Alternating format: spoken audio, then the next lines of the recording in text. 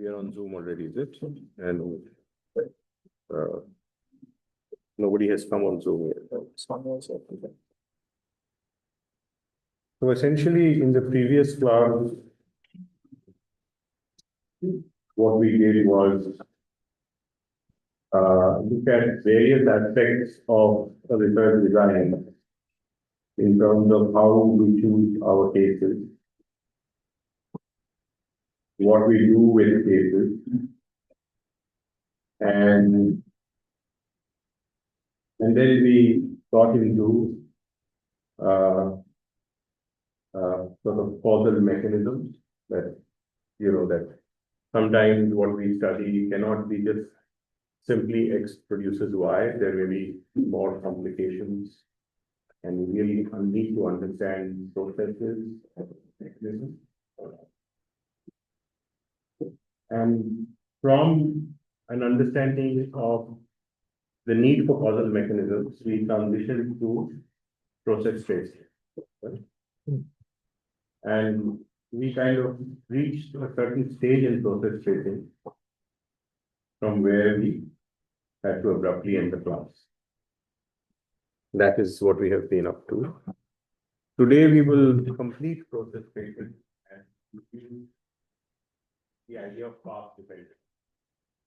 In a sense, path dependence is a kind of justification for process tracing. So path dependence is much more, and path dependence also sort of involves some things called critical junctures, is basically a kind of a historical sociological research program that is an important part of people in political science who do qualitative research.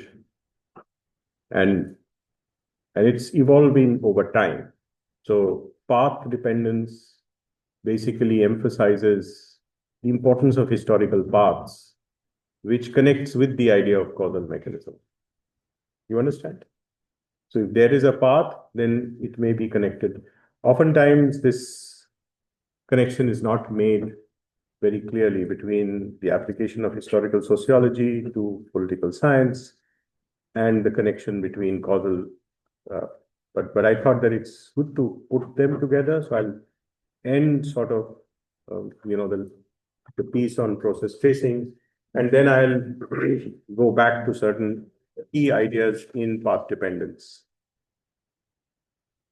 And then towards the end of the class, the question paper will be given to you. For all those of you who are taking the midterm exam, the question paper will be out today, and then you will take the exam next Tuesday. That is how we want to structure this class. Any questions?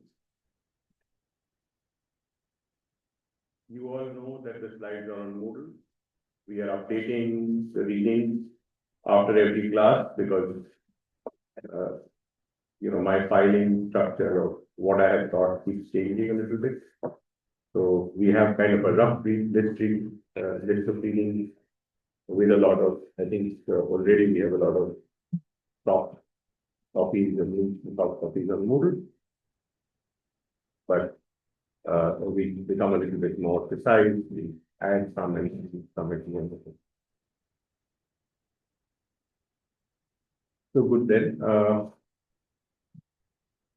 We kind of roughly ended with the idea of the Bayesian approach, and I think it would be good to go back to that slide, which tells you that essentially, even in social science, when you're trying to find out why things happen,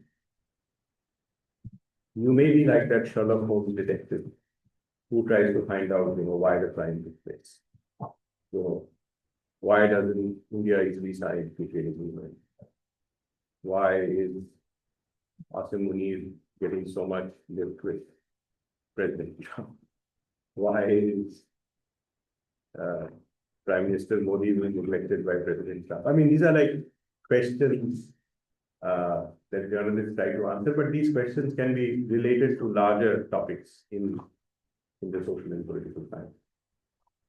So in that vein, I had mentioned that suppose you want to know who committed a crime, you can have what is famously called the hoop test, which is that was the accused present on the day of the murder. So, you know that somebody has been murdered and you want to know why that murder has occurred. Maybe if you know a lot of why, you'll actually know why murders are taking place in that locality. Maybe there is a certain type of murder which is related to a certain kind. Maybe it can become a source handbook article in criminology.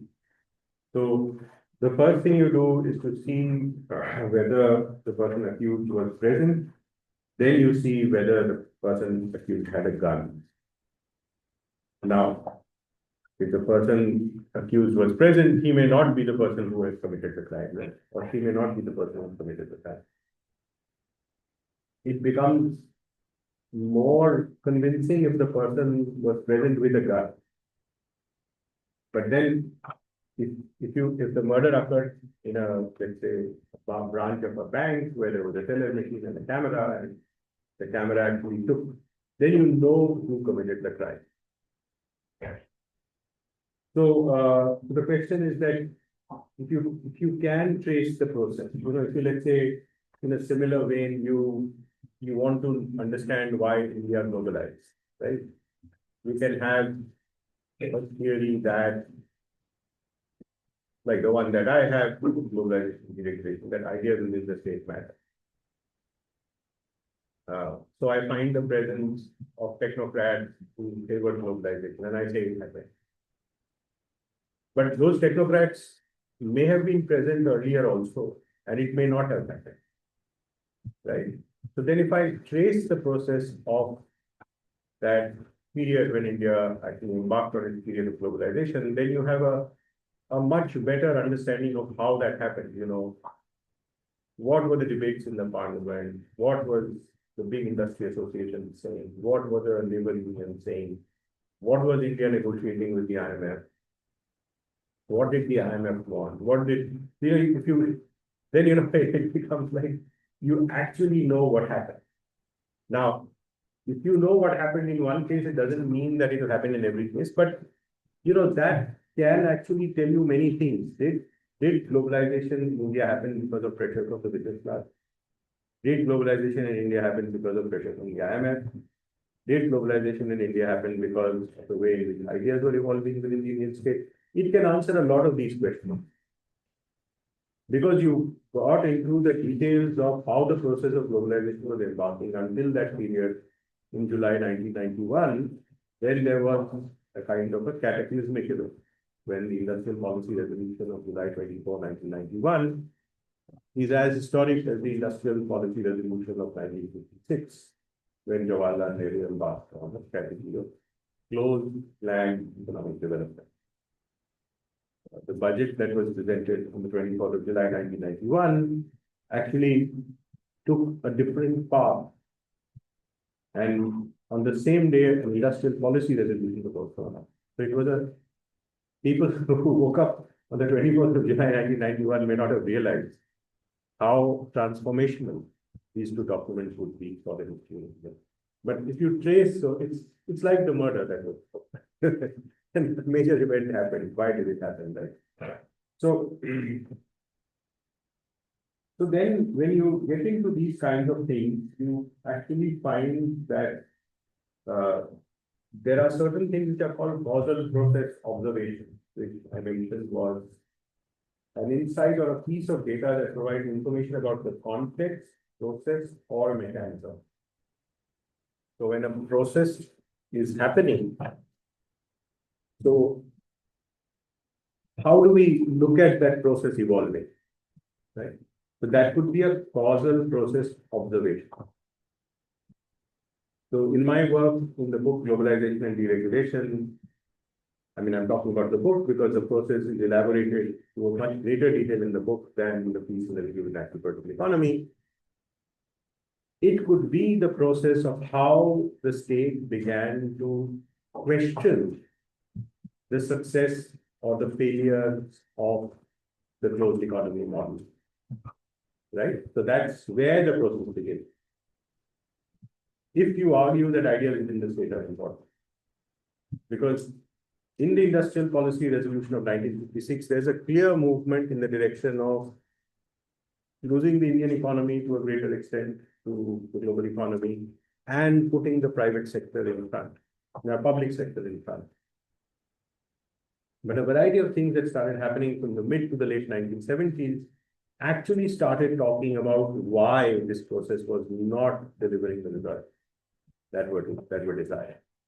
Economic growth was not adequate, poverty alleviation was not great. The huge amount of regulations that were taking place regarding Indian industrial development were stifling, the expansion of productive capacity. And then you can see how these processes evolved into policies. And then in 1991, you have so people who do causal mechanisms try to look at causal process observation. So what is the process which sort of makes the mechanism work? And then one of the things that I said about process tracing is something that we highlighted more in the slide, is the question of the finality. So one is the importance of the process, right? The other is that if you read this piece by who was the author? We recommended the reading in the Woodruff book. Yeah.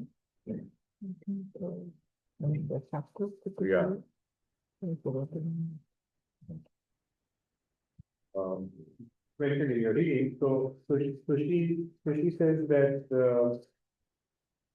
can you just check Matthias? The edited book chapter. So she actually makes a very important point, which other scholars have also made, is that process tracing can tell you something very interesting that you will not find if you do not trace it. And that is the question of finality, which is that you are moving from X to Y, right? X is your independent variable, Y is your dependent variable. You may think that X is producing Y, but the way in which X is producing Y may be different in two different causal mechanisms. So let's say you're producing a drug, right? That is why they talk about a product patent and a process patent in intellectual property negotiation. So earlier, patents were given out for processes. So let's say I produce ibuprofen with a certain kind of a process, then I will get a patent for it. But let's say Abhigyan produces ibuprofen with another process, he will get a patent for it. Now, I don't have the patent for producing ibuprofen. I have the patent for producing ibuprofen through one particular kind of process.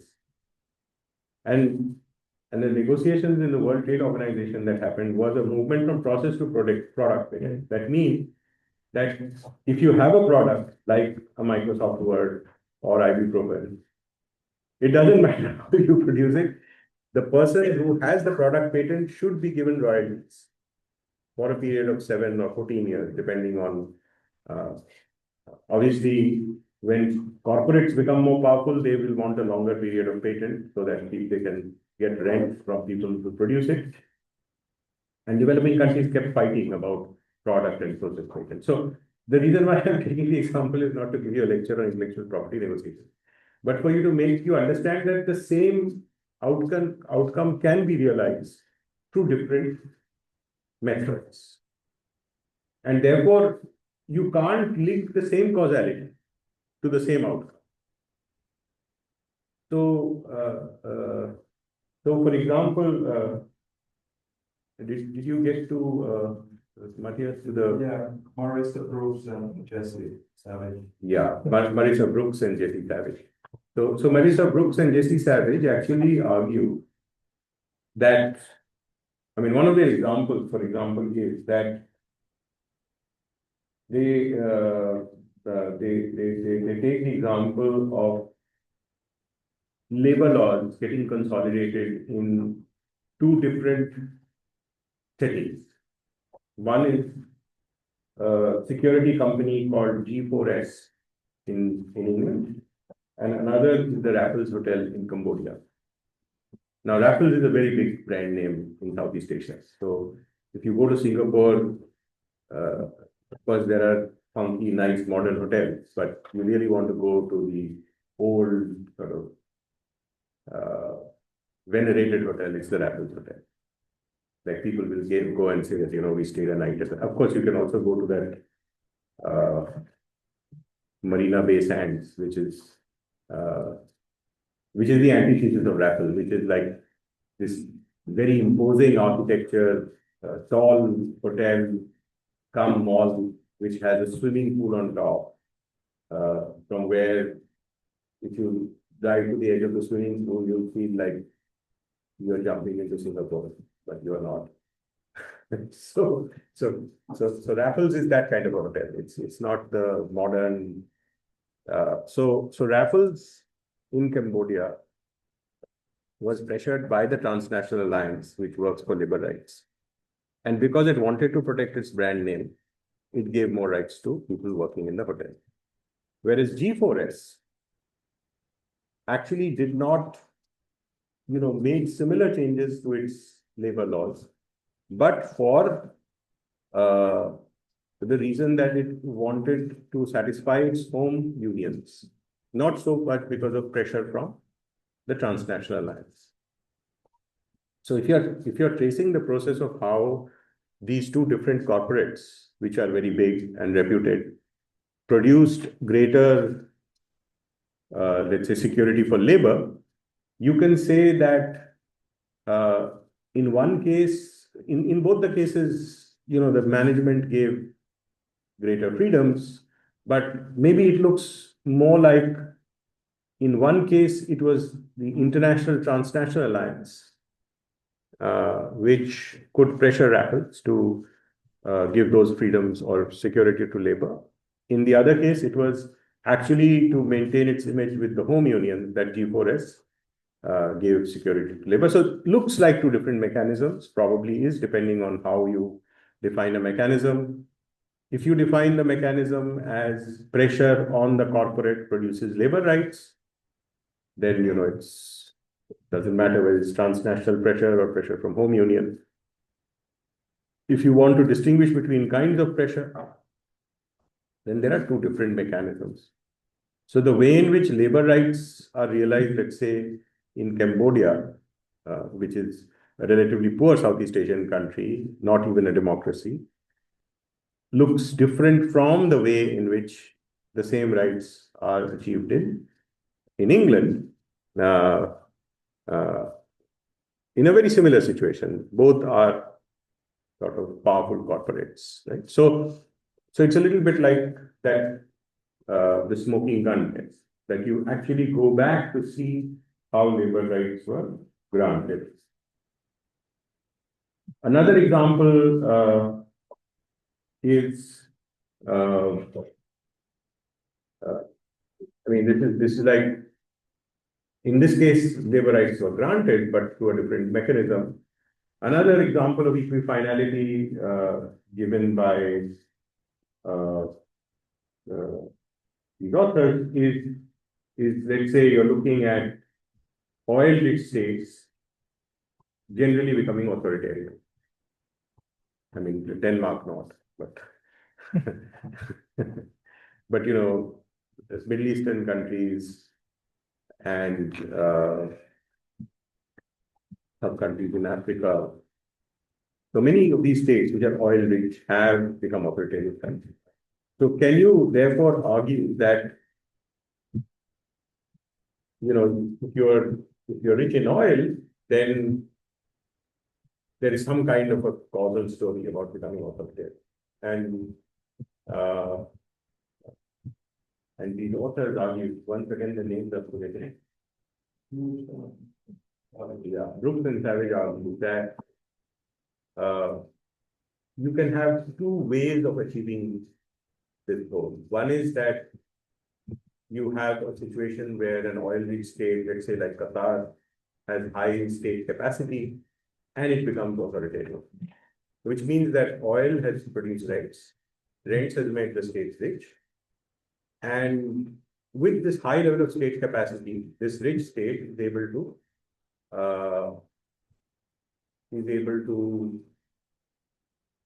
kind of provide welfare and amenities to people, which keeps them quiet. I mean, you don't need to be a high rich state or an oil rich state. You can even be Singapore.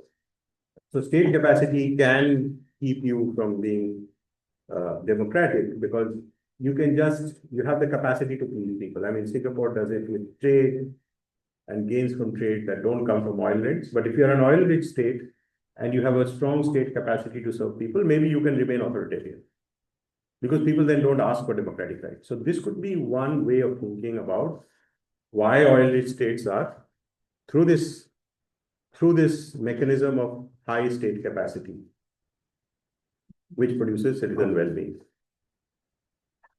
Similarly, you could also have another causal mechanism, they argue, where you have a situation where you're an oil-rich state, but you have low state capacity and you're faced with an external threat. Maybe this could be the case of Nigeria. And then you can talk about the external threat in order to ask people to remain quiet. I mean, it's very easy. Like, the generals in Pakistan can be saying that, look, India is a very big threat, and therefore we cannot afford democracy. Right? So external threat can be a way of maintaining. The Chinese state could be doing that as well. That there are a lot of threats, China needs to grow. And of course, the Chinese state has much better state capacity, but it may not be as perfect as the Chinese state makes it out to be. There may be a lot of discontent in China as well. But let's say when the Chinese state becomes weaker, they can make this argument of state capacity. Not just the Chinese state, the Indian state can also do it. That there is a national emergency and therefore we have to suspend democratic rights because of it. So oil-rich states can also do that. So oil-rich states faced with foreign pressure, not because they have high state capacity, can turn authoritarian. So now the argument that Brooks and Savage are making is that oil-rich produces authoritarianism can actually have two different mechanisms, right? It's a little bit like producing the same drug, but not in the same way. Authoritarianism can be a drug, the final product, your dependent variable, but the manner in which it is produced is very different. So people who do process tracing actually argue that this point of equifinality is very important, that you can reach from X to Y, but it may not be the same. It may not be the same mechanism. It may not be the same process. And unless you process trace, if you just calculated the level of authoritarianism and correlated it with the level of democracy, you will never find the answer to this question. I mean, democracy can produce, let's say Michael Doyle, we will discuss in the IR class, has this argument that democracies do not fight wars with each other. Now, the causality comes from some ideas in Immanuel Kant, which he has used, and then he's running regressions. This is not process tracing. So Kant argues that citizens with a republican constitution will be more averse to having their own people go to war. And they will be even more averse to having their own people fight wars against other such countries that have a republican constitution. This comes from Immanuel Kant. Now, it is not like Michael Doyle does not have, Michael Doyle was a professor at Princeton, now he's at Columbia. He's a very big scholar. He started a research program, but the methodology is different. He's run a lot of regressions on democracy and wars and has come to higher correlations that democracies don't fight wars with each other. Now, you have a couple of things intact. There is a causal story of democracy and war, and you have democracy and war correlations. But let us assume that democracies don't fight wars with each other, because whether or not its correlations are right will also depend on how you define democracy and how you define wars, right? Does your war end with 5,000 battle deaths or with 50,000 battle deaths? All of these things will change the nature of your sample. But democracies may not be fighting wars with each other for other reasons. Let us assume that this is right. Unless we go into the situations of war that may have arisen among democracies or have arisen within democracies. This is just a conjecture, right? So this is the kind of thing that process tracing does, which simple, correlation does not do. And that's one of the strong points that people make for process tracing.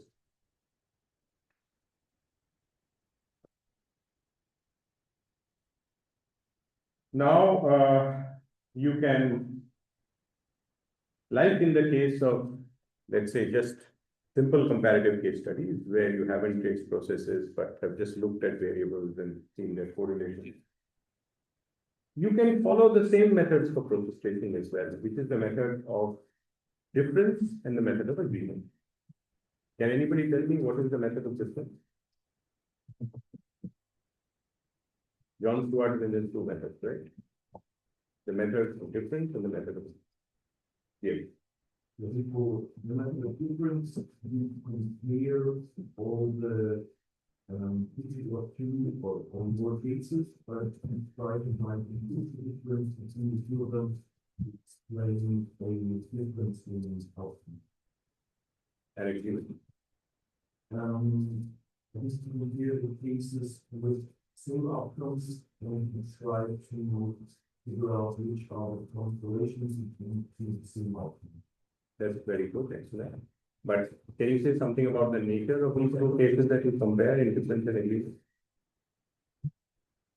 So it's an inductive method by which you compare case to case by identifying conditions and outcomes. So it's actually not a variable-based approach, but it's a configurative approach. Anyone else? Anybody has anything else to add to this?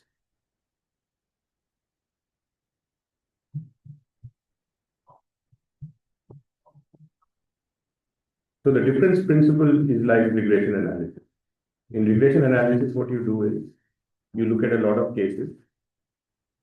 This is what you do in experiments as well.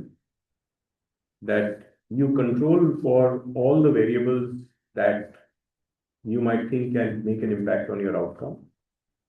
And you vary those variables that are pertinent to your outcome. So in qualitative work, you look at a few cases. In regression analysis, you look at more cases, right? But the basic logic is the same. It's that of the experimental method that you, and it is more difficult to conduct experiments in the social world. But, Abhijit Banerjee got a Nobel Prize for field experiments, which I think is a bit of a hoax. You can market things very well. Point I'm making is that to the extent that you can look at similar cases in the method of difference. So I compared two cases of financial crises in India to argue that ideas within the state matter.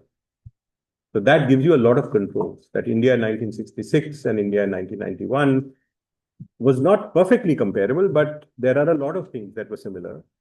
And what was fundamentally different, I argued in my book and in the Review in National Political Economy, was the hegemonic ideas driving globalization within the Indian state. In 1966, it was the closed economy model. In 1991, it was the relatively open economy model. So that is a little bit like the experimental method. So I have compared over time. Of course, both of these are historically researched cases. All right. That's the method of difference.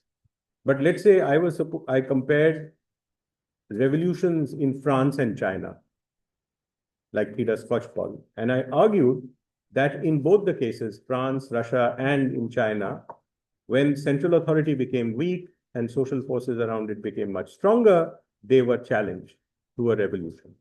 Now, Russia, China, and France are very different countries. But if the same mechanism works in very different countries, then it's the agreement principle. So the mechanism is, weakening of central authority and the empowerment of forces, right? So let's say the weakening of the landed aristocracy and let's say the empowerment of the peasantry, or it could be the empowerment of the capitalist class in the case of the Glorious Revolution in Britain, right? So the point one makes is that whether you do the difference principle or the agreement principle, you can do process tracing. There is no problem. So these are milled methods that can be applied to process tracing. But in terms of generalizability, if you want to disconfirm a case, then it is best to take a case. Let's say you can't really disconfirm something completely, right? But you want to bring very strong evidence to bear against a theory that is very powerful. Then you would take a case which is most easily likely to be supporting the theory that you don't believe in, right? So you take a most likely. So for example, if you want to say that mental illness does not cause suicide, right? And you want to make, later on you will say that individualism, like then you would actually try to look at a population where there is a lot of mental illness, but not suicide. Right? You get the point? And what we are doing right now is a little bit like math. It's not discriminative. It's very analytical. If you wanted to argue that theories supporting, let's say, structural conflict between the West, the rich West and the underdeveloped South or whatever, is not right, is not, is getting into a lot of problems. Then, in order to show that globalization works, you will not pick up a Singapore. You would rather pick up a China or an India.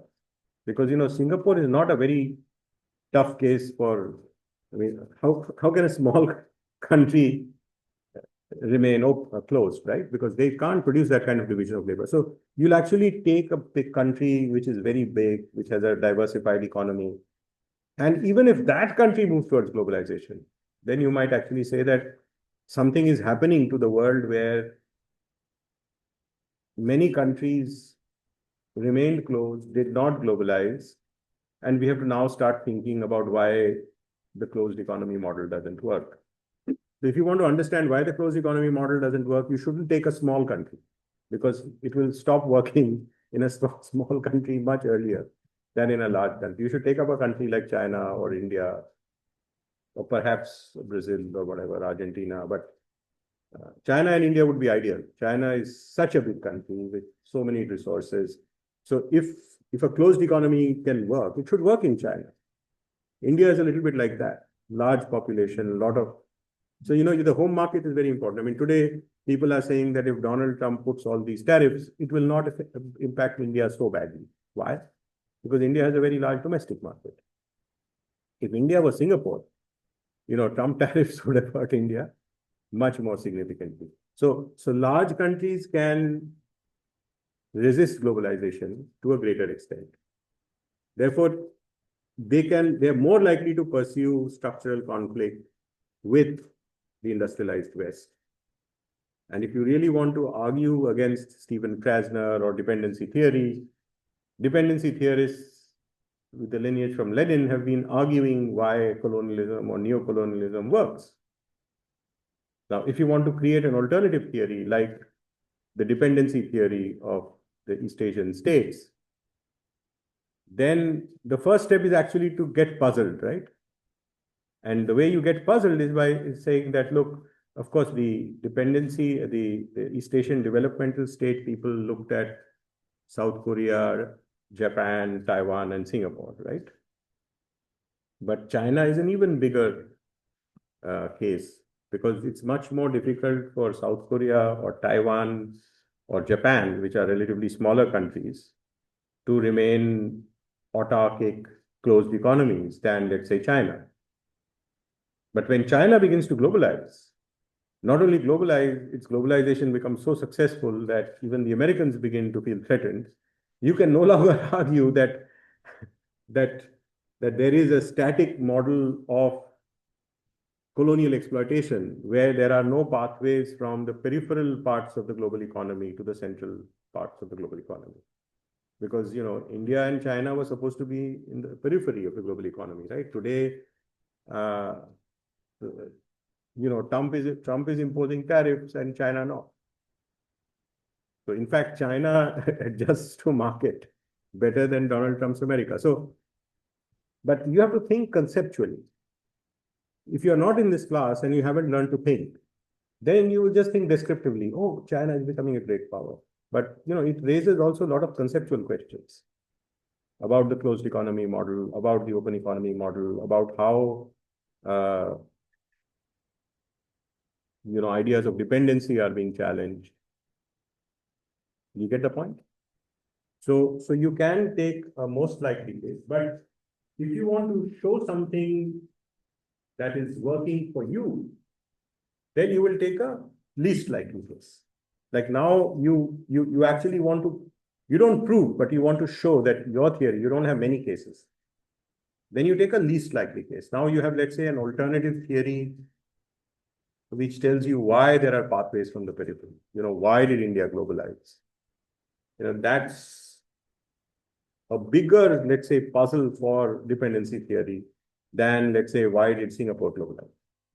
Because, a small city cannot remain a self-sufficient economy, right? Similarly, if Durkheim wants to argue that individualism causes suicides, then maybe he should look at a population where there's a lot of mental health problems. So if he takes a population where there are a lot of mental health problems, but suicides are not happening because of mental health, then he can argue that mental health to a greater extent so in order to push the individualism argument, he will have to do something different, which is take a population with a lot of mental health problems. In order, of course, in order to show that mental health does not create suicides, he will also have to take a population which is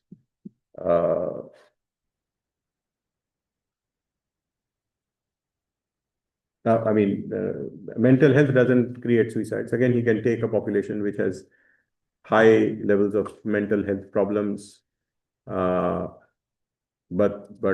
low levels of suicide. So, this is a way in which you should think of taking a most likely or a least likely case in order to make the point.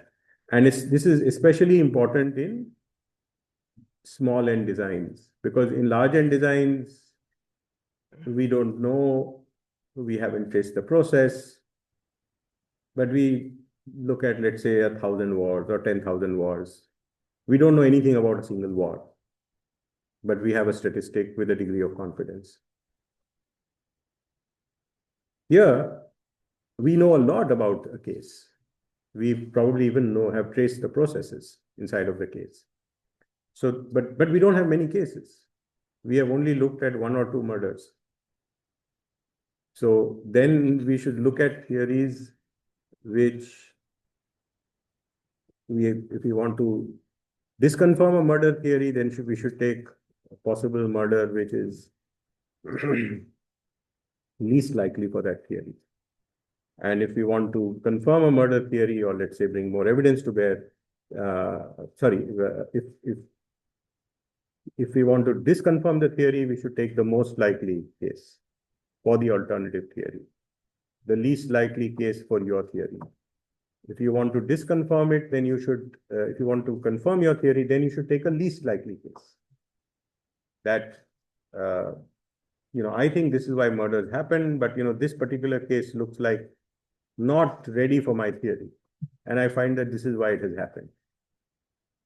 Then, even though you're looking at a few cases of murder, you can actually provoke some kind of criticism. Am I making sense, or have I confused everybody in this class?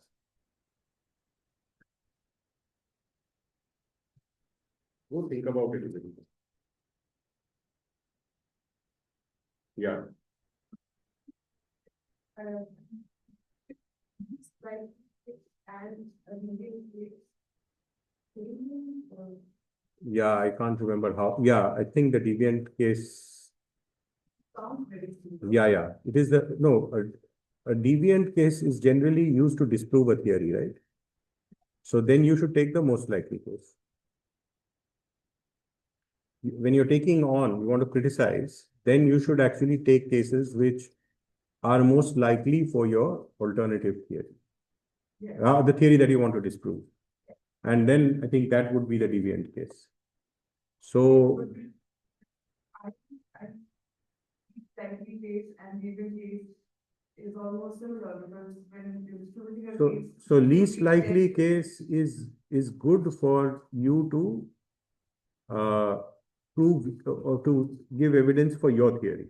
So let's say China and India would be less likely for globalization. All right. The Jewish population could be less likely for individualism because they are a very solitary group, right? If the Jewish population also has a lot of mental health problems, then they will also be less likely, because so if you want to if you want to show that something works for you, you should take a case that is less likely. If you want to show that something doesn't work, you should take a case that is most likely for that case. So, for example, if I have to argue that the current loss of the Congress and the RJD in Bihar, and I'm aware of the fact that our newly admitted PhD student who was in Bihar is online. Now, let's say there are two theories about why the BJP and the JDU won the elections in Bihar. Let's say there are two theories. One is that they had better coordination for seats. They had better management of booths. And of course, the election commission was compromised, but to a greater extent, this victory happened because of much better political management of the elections. This could be one way of explaining the loss of the Indian National Congress and the RJD. The other way of explaining the loss of the Indian National Congress and the RJD would be to say that elections were totally compromised, right? And now if you read a lot of the debates in India about this current election, it was an important election. Most of the people are actually saying that the elections were compromised. Now, let's say I want to argue that the elections may have been compromised, but not to the same extent that political management could not have made a difference to the election results. Then I would go to those constituencies where elections were compromised to a very great extent. And then I will also look at how well the opposition vote could come together. How well did did the booths, how well were the booths managed to see that compromises did not occur in those constituencies, right? Now, if I went to those constituencies where, which were, let's say, most likely for compromise, and I argued that here, or I went to some constituencies which were most likely for compromise, and where the RJD and the INC actually did the unusual thing, were very well organized and won elections, right? That would actually make the case that faulty, or let's say suboptimal, electoral management of the political opposition is a key consideration for the electoral loss. You get what I'm saying? So if I'm going to push forward the mismanagement theory, then I should go to those constituencies where in an environment of mismanagement, where there was good management of the political opposition, they could win elections. And because that would be a very tough case for winning, right? Because the election booths are compromised everywhere, and in the rare case, and then in a similar case where you find that the management of the booths was not done properly, the RJD was eating into the Congress party's votes, the IMIM was taking away from the Congress party and the RJD's votes, and had they actually come together, then they could have won the elections. So you can play these variables like this. That's the kind of point I'm trying to make. But that's a very good question you're asking, because unless you really think in terms of these examples, you don't get this clarity. And you need this clarity when you are actually looking at a few cases. Does that make...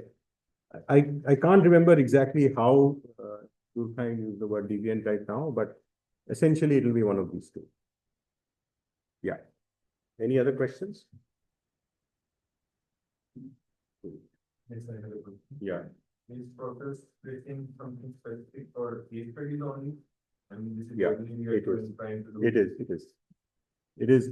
In fact, there is another case which comes up in the Brooks and Savage piece, where Daniel Ziblatt has a book called Structuring the State, where Ziblatt argues why Italy became centralized, but Germany not. Again, the argument is very simple. The argument is that when federal entities have higher infrastructural power, they negotiate with each other to create a federated setup. And where federal entities don't have such infrastructural power, you are likely to get centralization. So this is Ziblatt's argument. So the way in which this argument is made is by very, very sort of sensitive structuring of the process of the evolution of federalism or centralization of the state in the two countries. And there is a variable that is causing the process to evolve, which is the level of infrastructural power. And that is intuitively quite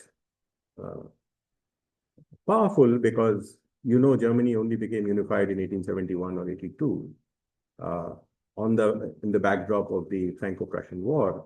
So Baden-Württemberg was something, Hamburg was something. So there were these Hanseatic leagues. So this was, this part of Europe, which was very different from neighboring France, where centralization of power took place very quickly. Even if you go to France, you'll find lots of things happening from Paris. It's a very, very centralized. So you have two neighboring countries which are chalk and cheese. Here, my salary doesn't come from Berlin, it comes from Stuttgart. And the rector of Heidelberg University is very proud of the fact that we are a Baden-Württemberg university.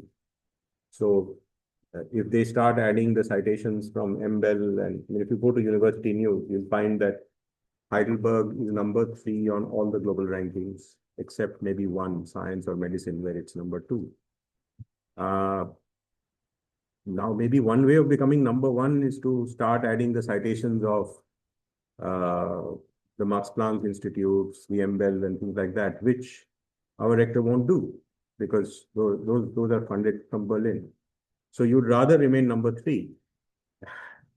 I mean, one of my colleagues who was a professor at Harvard and came here said that, we are maybe if we are a top 50 or a top 60 university today, we'll be a top 10. If we add up the Max Planck Institute of International Law, the European Molecular Biology setup, the Max Planck Institute of Astrophysics, but we won't do it. Harvard would do it. Columbia would do it. I mean, they would kill, they would assassinate to get a higher ranking. Here we are federal, so and it reflects in our salaries also. Perhaps we are a little bit richer because these states are richer, and Berlin is poorer. So, of course, many of you want to go to Berlin. You can taste Berlin and see how different it is. But what I'm saying is that this is a very different kind of a country. Berlin is actually poorer than Baden-Württemberg. You can't say that of Paris. I mean, you go to Paris, you'll find one of the grandest cities in the world. And then go to the rural hinterlands of France, look very backward. In Germany, of course, Berlin is a great city and very international and all that. But surprisingly, Berlin, I buy my fresh fish here, which is much more expensive than in Berlin. So you are in a capital city with all the best museums and everything, and it's actually less expensive than living here.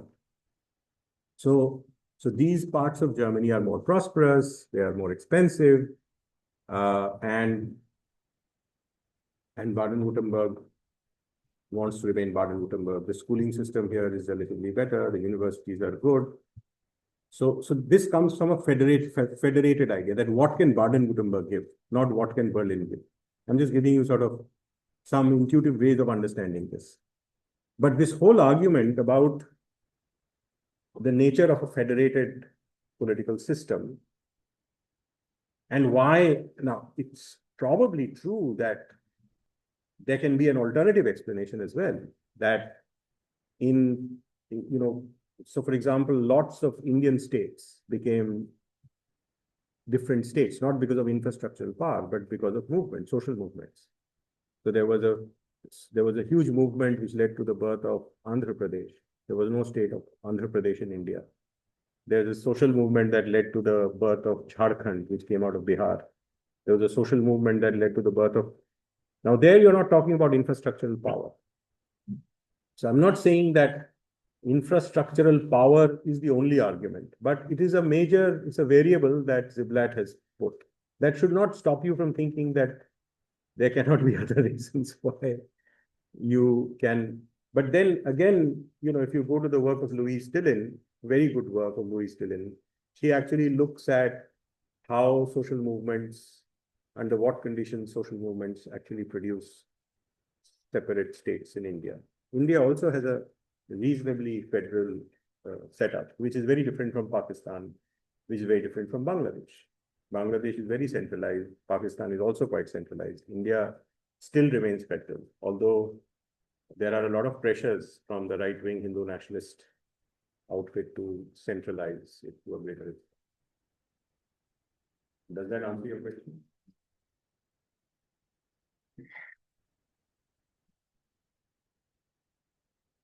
So now I'll say a few things about path dependence, because the way I want you to connect causal mechanisms and process tracing with path dependency is that we are now basically talking about a subject in comparative politics and historical sociology, which connects with methodology, but is kind of much more in the discipline of politics and economics.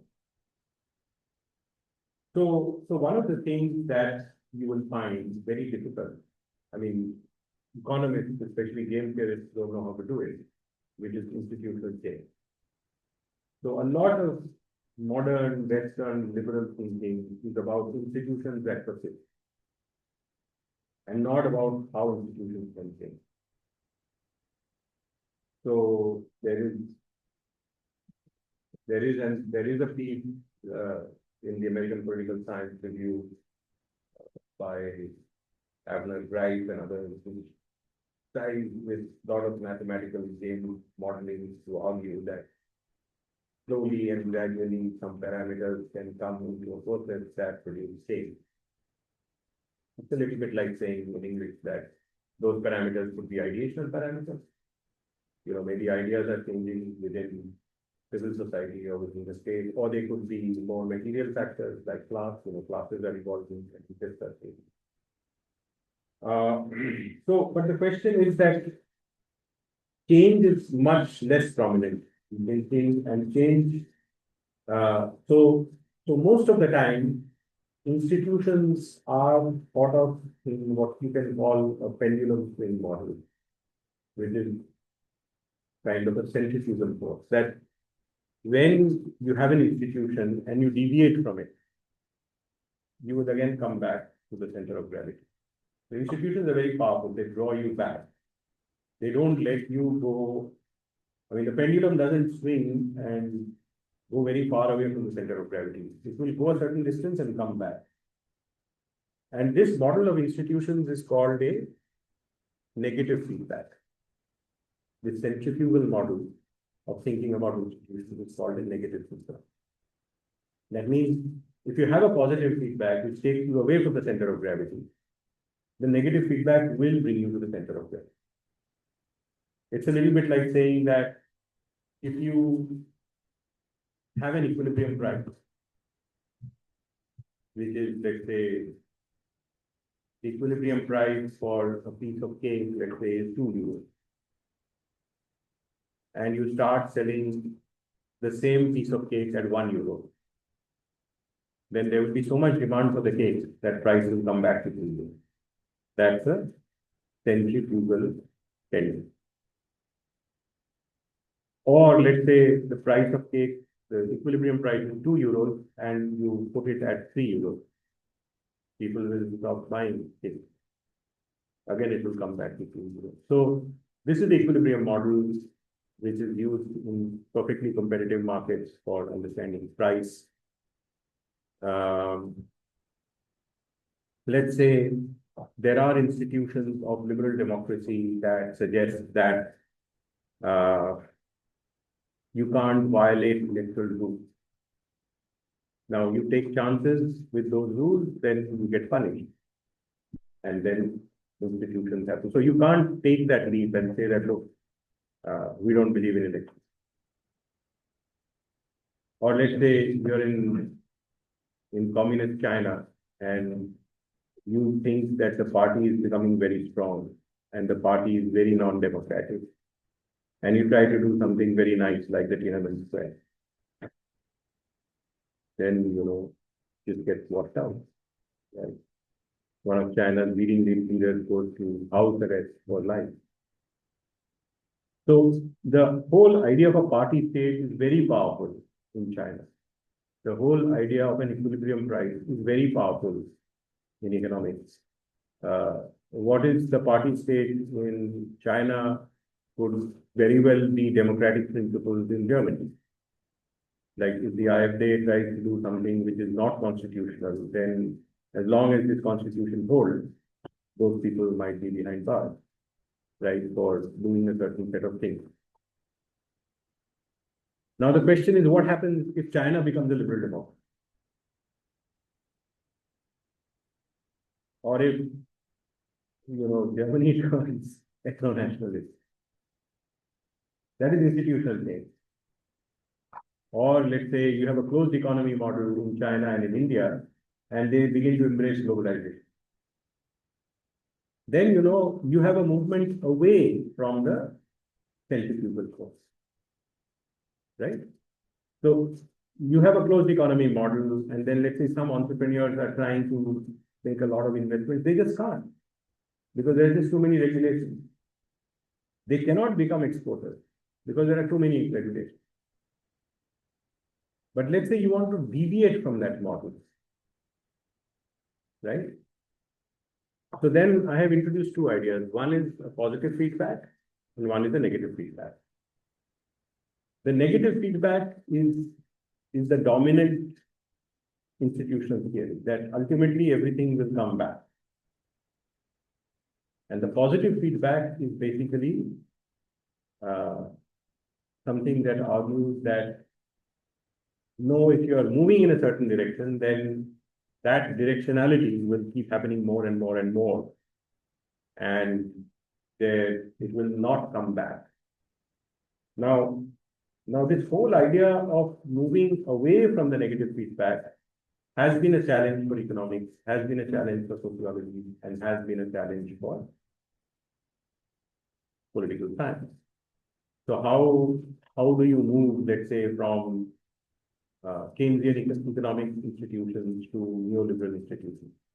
How do you move from, let's say, a dominant institutional idea that the closed economy is the safer way to develop, to the idea that the global economy is a better way to develop? How do you move, let's say, from an autocratic, authoritarian system that doesn't give citizens rights to a system that does give citizens rights, or vice versa? Right? So that is the question of institutions. And this is where actually critical juncture comes in. I will talk about critical juncture, but when I talk about critical juncture, we see that some momentous event creates opportunities for change that are not easily available in normal times. That is a critical juncture. But we will talk more about critical juncture later.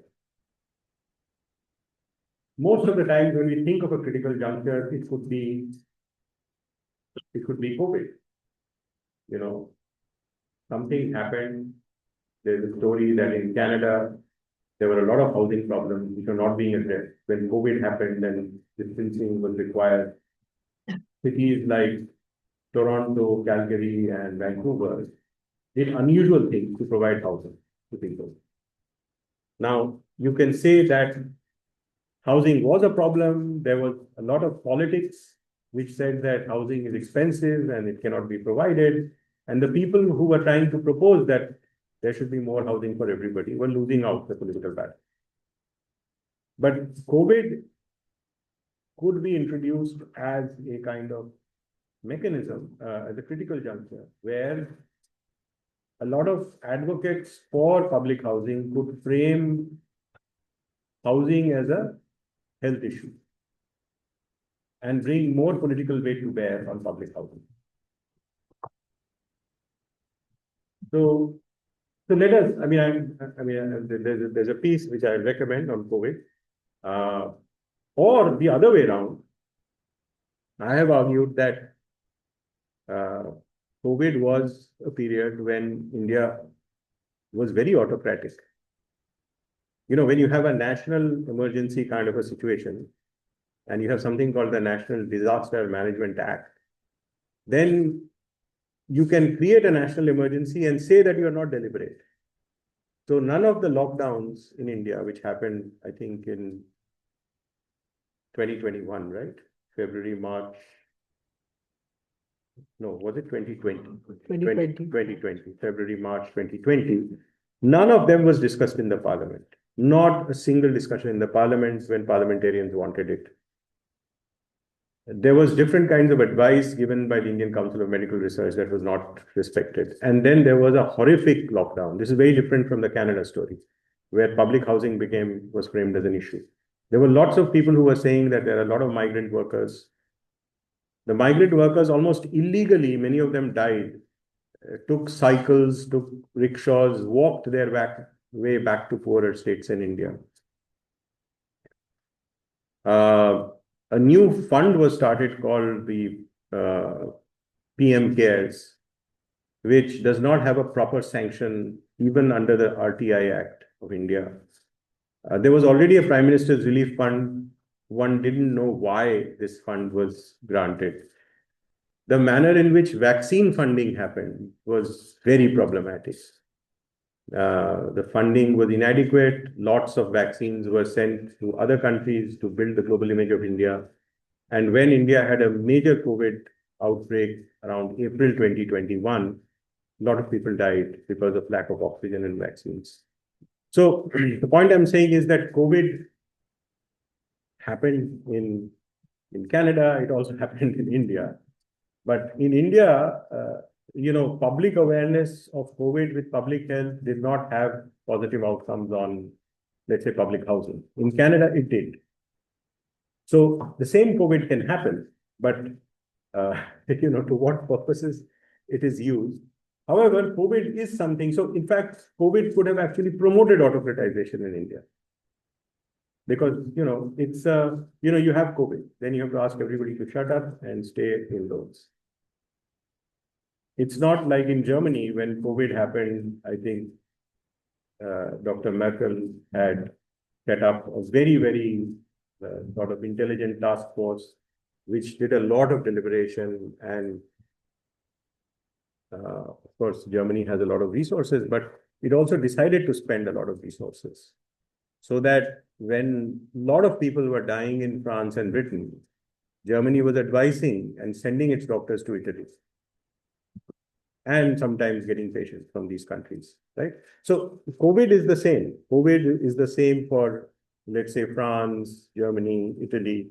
But did COVID produce an understanding in France that they had neglected their public health system? This is something you can study.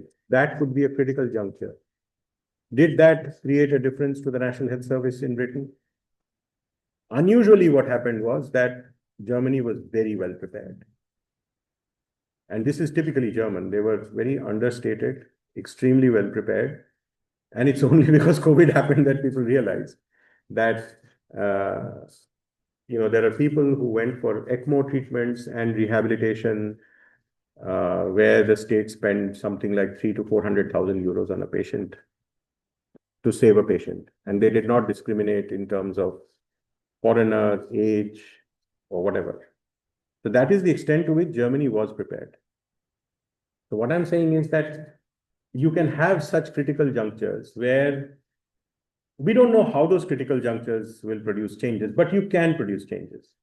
There can be a public health lesson from COVID. It hasn't happened in India. Or maybe it has, because now India has some health insurance programs which look good. So the point I'm making is that one of the ways of thinking about change is through this external shock, which is called a critical juncture. The other way of thinking is giving more emphasis to endogenous changes. So, for example, Douglas North and Barry Weingast have this story about the rise of the Bank of England. And what is their story? That as the capitalist class became more and more powerful, the parliament in Britain became the club where the powerful was hosted. And this powerful club could then take on the aristocracy. And that's where you had the Glorious Revolution and certain compromises between the king, the monarch, and the capitalist class, which led to the birth of the Bank of England. Now the monarch would need to follow discipline given by the Bank of England, which will be regulated by the parliament. It was not like a radical revolution, not like Russia or China, but a kind of a revolution where the power of the monarch was adjusted in relation to the capitalist class.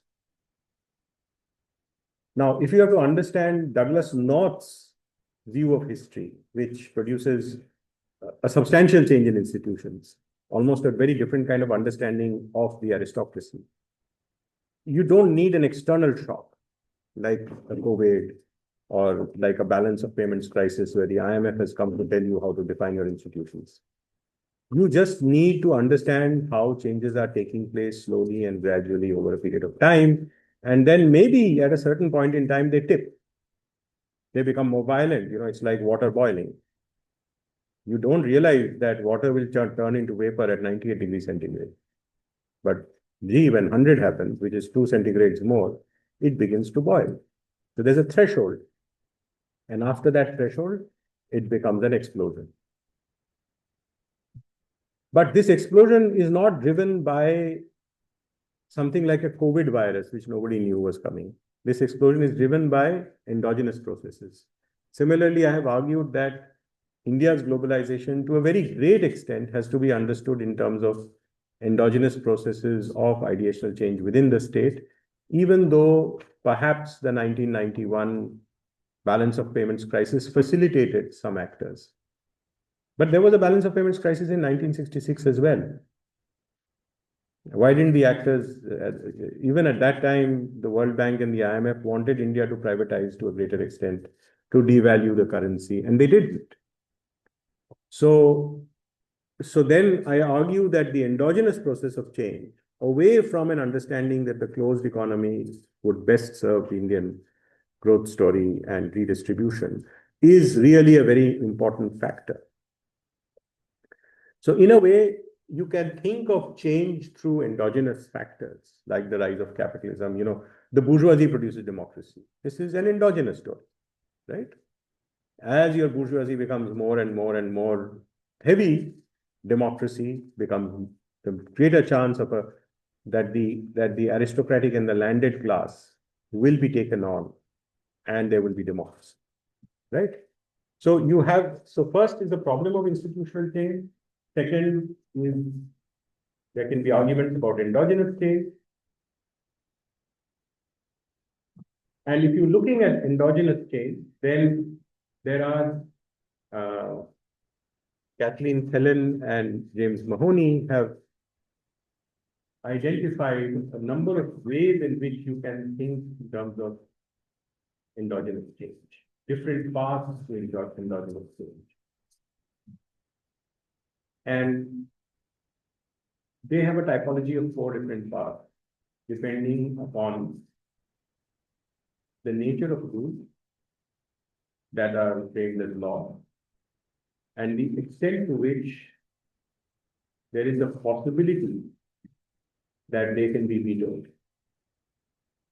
That means, there is a law and you can bring opposition to that law easily. So if you have a strong veto possibility, the strong veto possibility means that changing the law is more difficult, and weak veto possibility means that changing the law is more in terms of political support or opposition. And then the question is, within a legal scenario, what is the extent to which you can interpret it in your own way? So if you can interpret a law in your own way, then you don't need to change the law. You just change the interpretation of the law. So the Indian Parliament was using standing committees as a critical mechanism to a much greater extent in the past than it is doing today. It doesn't need a change of law. But if you want Indian farmers to sell more to Mr. Adani, then you have to bypass the local markets called the mandis. And then you had these farm laws that were initiated, which met with a lot of protest and were taken back. So if you want to, let's say, privatize your markets in a way that local markets become less prominent, and maybe there is some reason for that, then you can't do it by not changing the law, because these laws are so there are certain areas where, in order to pursue your interests, you have to change the law. There are certain areas where, in order to pursue your interests, you can just interpret laws differently. And then there is the question of how much opposition is there to change. So if there is more opposition to change, and you still need to change the law, then you do something called layered change, which means that you change the law incrementally, because you know that radical change is going to be difficult. So if you look at the Foreign Contributions Regulation Act 2010 and the Foreign Contributions Regulation Act 2020, which regulates how Indian civil society organizations can get funds from abroad, the legal change is actually a very small change. It's not a very big change. It's not a radical change.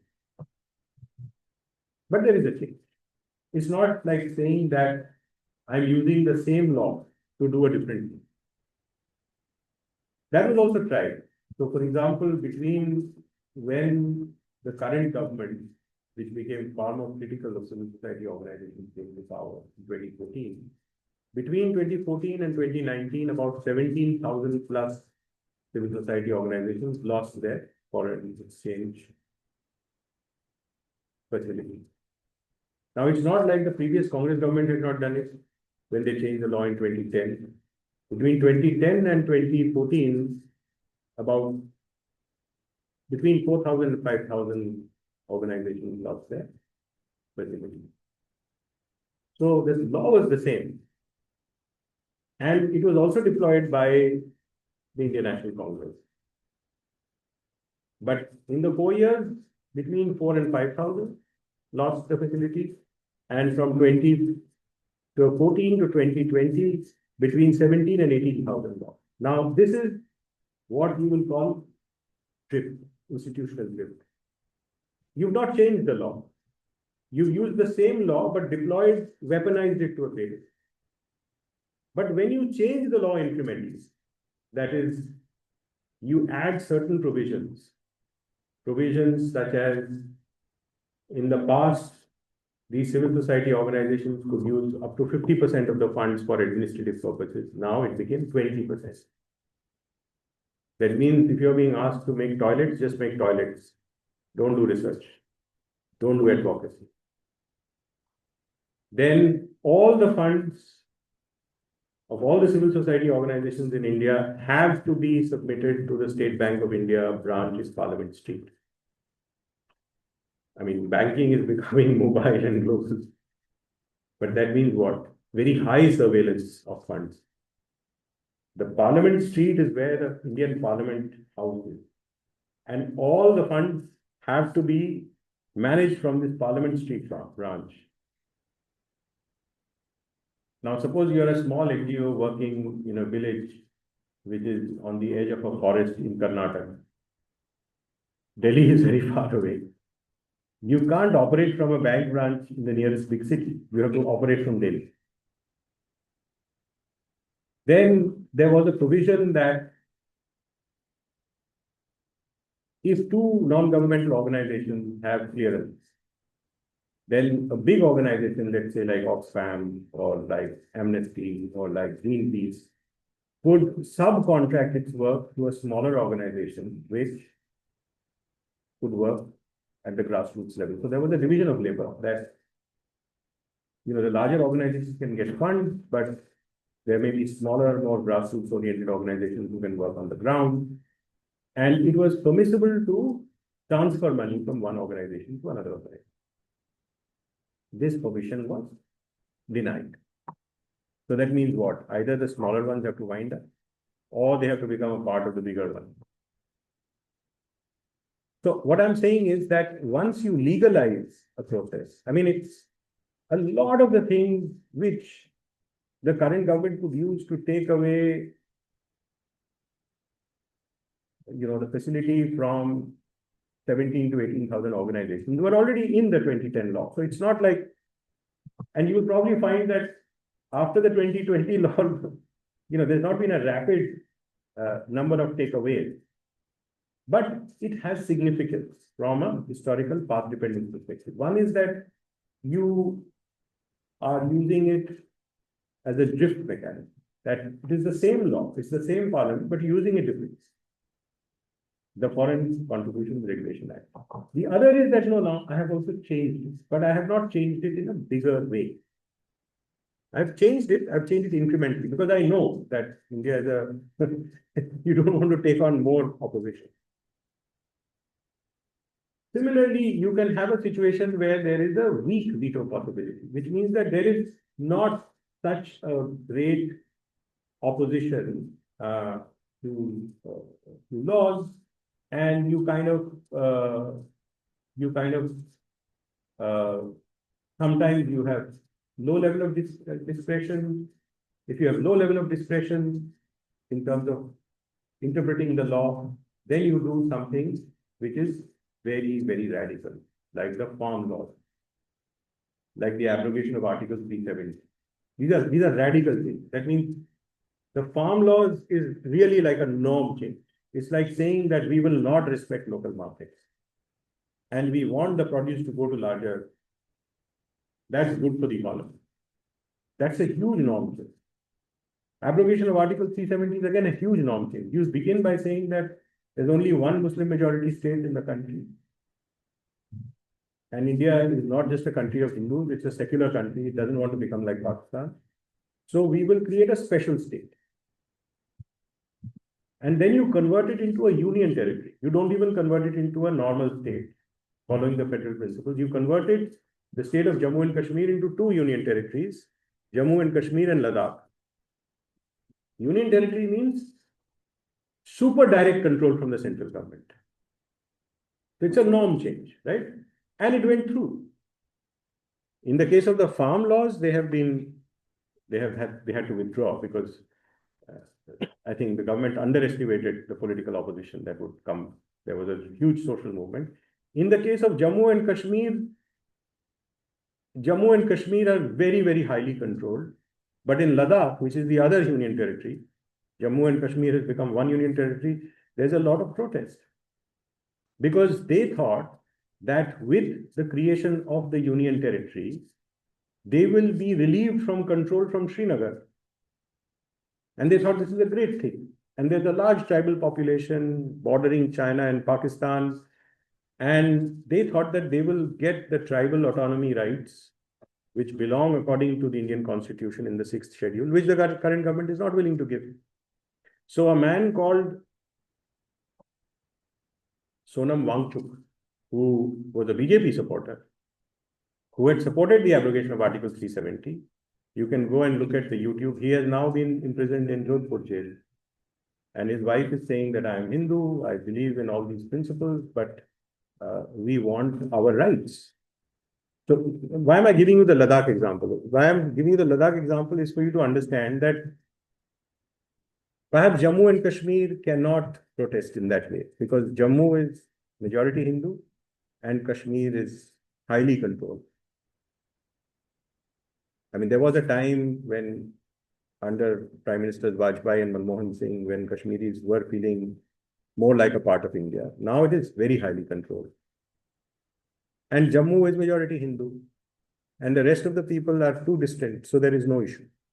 But here, there is a Hindu population, or not a Hindu population, majority Buddhist population, with a large majority of them being Shia Muslims. Also, Muslims are more than 40% of the population, who are resisting.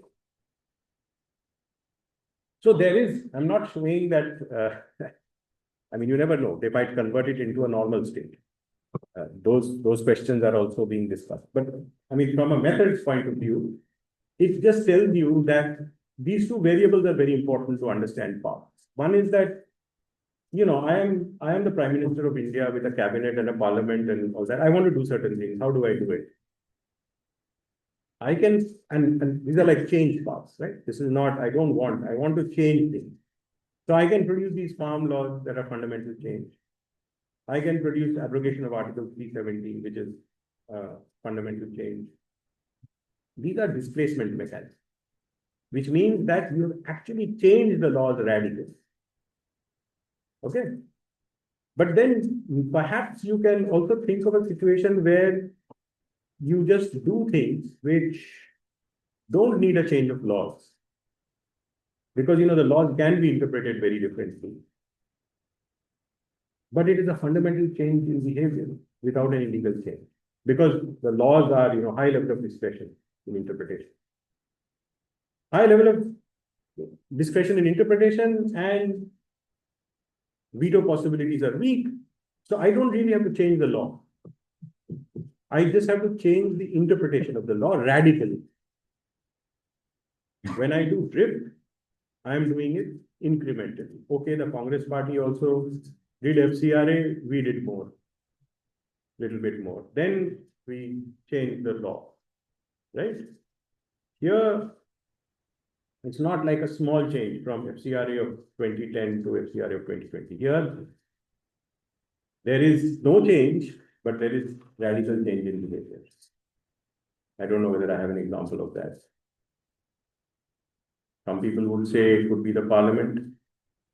Some people would say because the way in which the parliament is behaving is very unusual. I mean, the farm acts were passed without a proper vote in the parliament. You know, a radical change. So firstly, bills are being introduced without consultation in the standing committees. And then in the case of the farm bill, which was such an important bill, which actually the government had to withdraw, a proper vote was not taken. A voice vote was taken. It's a matter of interpretation. What is radical change? Some of you might think it is not, but I'm just trying to give you the concept. I mean, that's an empirical question. What is conversion? Conversion is basically, let's say you would assume that the parliament is behaving very, very differently despite no change in laws.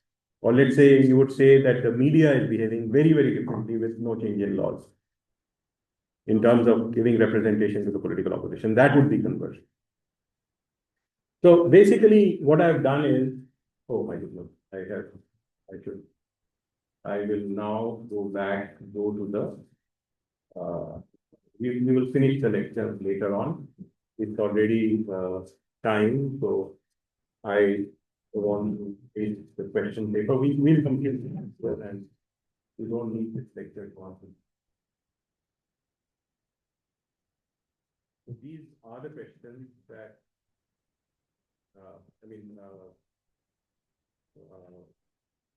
Abhigyan will put it up on YouTube. So you will have a question. And then